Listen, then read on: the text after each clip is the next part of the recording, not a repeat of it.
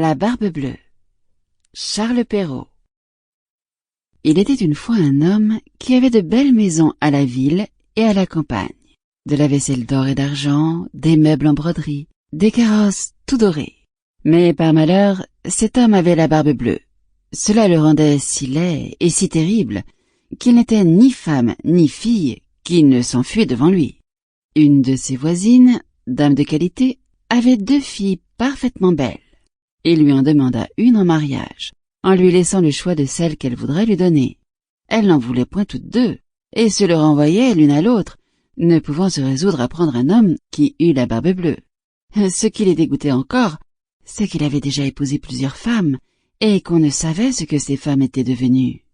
La barbe bleue, pour faire connaissance, les mena avec leur mère et 3 ou 4 de leurs meilleurs amis, et quelques jeunes gens du voisinage, à une de ces maisons de campagne où on demeura 8 jours entiers.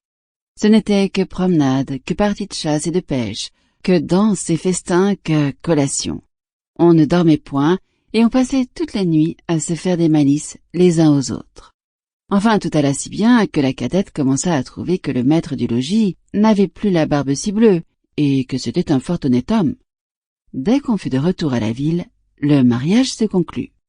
Au bout d'un mois, la barbe bleue dit à sa femme qu'il était obligé de faire un voyage en province, de 6 semaines au moins, pour une affaire de conséquence, qu'il la priait de se bien divertir pendant son absence, qu'elle fit venir ses bonnes amies, qu'elle les menât à la campagne, si elle voulait, que partout elle fit bonne chère. « Voilà, lui dit-il, les clés des 2 grands garde-meubles.